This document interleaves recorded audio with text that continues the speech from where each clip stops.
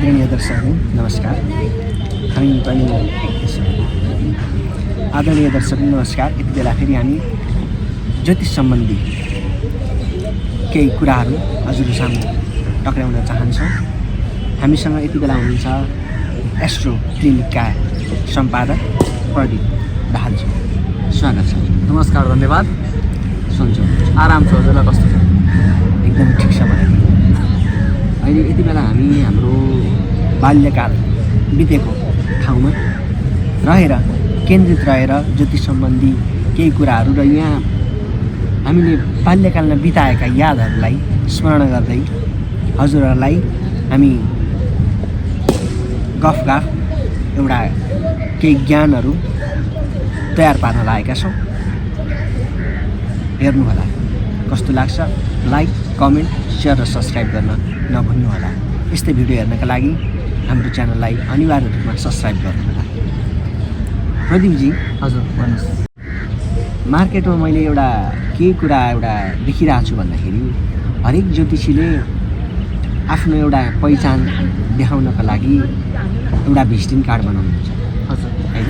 त्यो visiting card पछाडिपट्टि तपाईँले देख्नु भए पनि होला, यो राशिले यो रत्न धारण गर्ने भनेर, कुन राशिले कुन रत्न धारण गर्ने भनेर त्यो बनाएर राख्नु भएको देखिन्छ।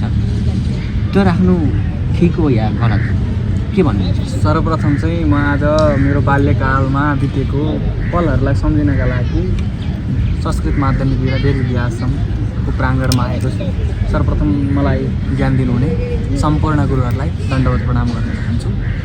त्यसपछि हजुरले प्रश्न गर्नुभयो स्टोनको बारेमा, एकदम राम्रो प्रश्न गर्नुभयो। हजुरहरूको अहिले मार्केटमा कस्तो छ भने स्टोन बेच्नेहरूले पनि वा ज्योतिषविदहरूले पनि राशिअनुसारको स्टोन दिइरहेको अवस्था छ। शपथ हजुरको राशि के अरे? मीन राशिको आधारमा हजुर लगाउनु पर्ने भनेको के हो त? पुष्पराज है। तर पुष्पराज भन्ने स्टोनले हजुरलाई केही साइड इफेक्ट गरेको छ कुण्डलीमा, कहीँ बृहस्पति बलवान अवस्थामा छ, त्यो विचार गर्नुपर्छ।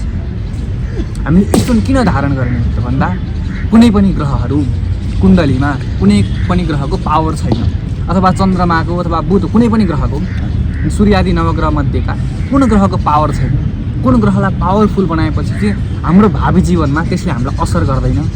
त्यो असर नगर्नका लागि ग्रहको पावर बढाउनका लागि स्टोन धारण गर्ने हो। केवल ग्रहका अथवा राशिका आधारमा भने कहिले पनि स्टोन धारण गर्नु हुँदैन। बरु राशिका आधारमा हजुरहरूले धारण गर्नुहुन्छ भने रुद्राक्ष धारण गर्न सकियो, रुद्राक्षको कुनै पनि साइड इफेक्ट छैन। तर स्टोन भने राशिको आधारमा कहिले धारण गर्नु हुँदैन, किनभने यसले हामीलाई नेगेटिभ असर पनि दिन सक्छ। त्यो भएको हुनाले स्टोन धारण गर्दा विज्ञ ज्योतिषहरूसँग कुण्डली विश्लेषण गराएर धारण गरेको एकदम राम्रो देखिन्छ। हजुरको कुरालाई एउटा सबै ज्योतिषीहरूले एउटा राम्रो तरिकाले सोचेर आउने कस्टमर या व्यक्ति जो हुनुहुन्छ उहाँहरूलाई राम्रो सुझाव सल्लाह पनि दिनुभयो उहाँले। र मैले एउटा कुरा गर्न लागेँ हजुरलाई। अनि हामीले यो जुन रत्न लगाउने कुरा गर्नुभयो हजुरले, होइन? यो रत्न चाहिँ अब तपाईँको सर्टिफाइड रत्न। हजुर, मान्छेले लगाएको देखिँदैन। हजुर, जुन पाए त्यही अब बजारमा यसो देखियो, यसो राम्रो यो भएको किन लाग्यो, त्यो ज्योतिष सम्बन्धी ज्ञान भएको हुँदैन। हजुर, कुन नामले लेखिन्छ यसो हातमा लगाएर यो ठिक हो यतिको लगाएर हुन्छ। हजुर, तर उसले त्यो लगाउनुमा उसको गलत हो या उसले त्यो रत्न लगाइसकेपछि गर्ने कामहरू गलत हुन्छन् कि उसले लगाएको गलत के भनिन्छ त्यसलाई? यस्तो हुन्छ तपाईँको चाहिँ कुनै पनि ग्रहको स्टोन सर्टिफाइड स्टोन नलागिकन त्यसले काम गर्दैन। सर्टिफाइड त हाम्रो गाह्रै छ अहिले, होइन? 2-3 लाख पनि पर्न जान्छ सर्टिफाइडको स्टोन। जो ओरिजिनल टाइपको कुनै स्टोन हुन्छ त्यो ओरिजिनल टाइपको चाहिँ लगाउनु पऱ्यो। त्यसलाई लगाउँदा कसरी स्टोन मात्रै लगाएर होइन, त्यसलाई प्राण भर्नु पऱ्यो स्टोनमा।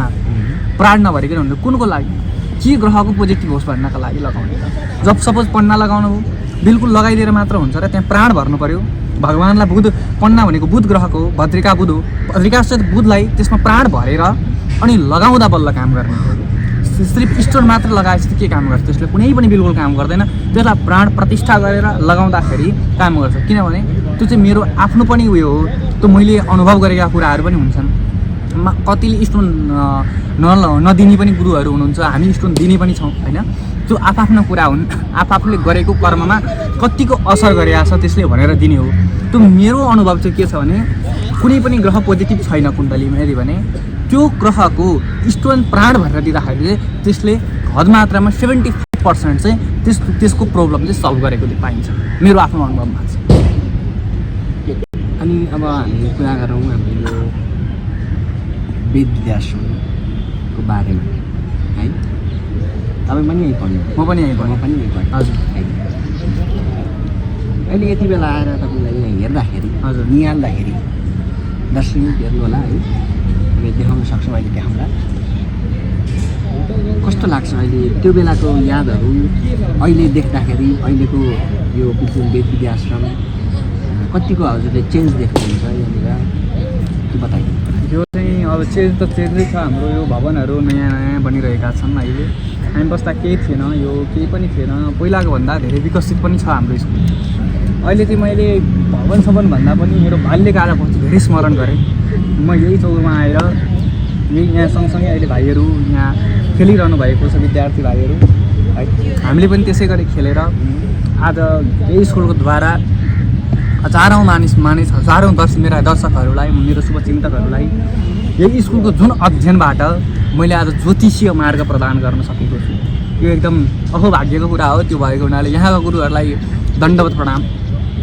र यहाँको बाल्यकाल त एकदम रमणीय। यो चाहिँ बिर्सन लागेकै छैन। कम्तीमा पनि 15 दिन 20 दिनमा म आइ नै रहेको हुन्छु यो ठाउँ, किनभने जुन बाल्यकाल थियो त्यसको स्मरण गर्नका निमित्त कहिलेकाहीँ आएर यहाँ खेलिन्छ भाइहरूसँग अथवा विद्यार्थी भाइहरूसँग रमाइलो गर्न मन लाग्छ। किनकि त्यो बाल्यकालमा हामीले चाहिँ म त लगभग 9-10 वर्षको उमेरमा आएर यहाँ बसेको, 7-8 वर्ष गुरुकुलीय पद्धति अनुसार पढियो। पछि त्यो रमणीय क्षेत्रमा एकदम यहाँ आउँदा चाहिँ हर्ष लाग्छ क्या मलाई चाहिँ, किनभने मैले बाल्यकाल बिताएको ठाउँ, मैले सिगान पुछेको ठाउँ हो नि त यो त। मैले सिगान पुछेको ठाउँ एक प्रकारले भन्दा म हुर्किएको ठाउँ यही हो। किनभने 9-10 वर्षको उमेरमा आमा बुवा काख छोडेर वेद विद्या आश्रममा यहाँ गुरुहरूलाई आमा बुवा मानेर होइन, यहाँ भान्से दाइहरूलाई आमा बुवा मानेर जुन बसिएको ठाउँमा आउँदाखेरि एकदम हर्षोल्लास लाग्छ। एक प्रकारले म हुर्किएको ठाउँै हो त्यो भएको हुनाले एकदमै चाहिँ आत्मादेखि नै माया लाग्ने ठाउँ हो। तपाईँलाई कस्तो लाग्छ यो ठाउँ? मलाई चाहिँ अब यो ठाउँ सम्झिने बित्तिकै अब त्यो बाल्यकाल जुन सबैको बाल्यकाल हुन्छ त्यो फेरि फर्केर आउँदैन जस्तो लाग्छ। जब कि यहाँ आइसकेपछि ओहो म पनि त्यहीँनिर थिएँ यार, यस्तै गरी मैले खेल्थेँ यार भन्ने जस्तो त्यो कुराहरू चाहिँ आउने कि। यस्तो पनि हो, वर्षौँ बितिसक्यो तर पनि हिजो जस्तो लाग्छ कि यो दिनहरू। वर्षौँ बितिसक्यो, हामी 10-12 वर्ष भयो, 10-12 वर्ष भयो, तर हिजो हामीले बिताएको पलहरू जस्तो लाग्छ। त्यही भएर एकदम रमणीय क्षेत्र, यो क्षेत्रलाई चाहिँ भुल्न सकिँदैन। ल दर्शकबिन, यति बेला हामी अन्त्यमा आइसकेका छौँ। अब हाम्रो यो कार्यक्रममा विशेष गरेर हामीले रत्नको कुरा लिएर आयौँ। यस्तै कुराहरू फेरि हामी हजुरहरूलाई पस्किन छौँ भविष्यका दिनमा। हेरेर साथ दिनुभएकोमा सम्पूर्ण दर्शकबिनलाई धन्यवाद भन्दै यति बेला हामी बिदा हुन्छौँ। नमस्कार।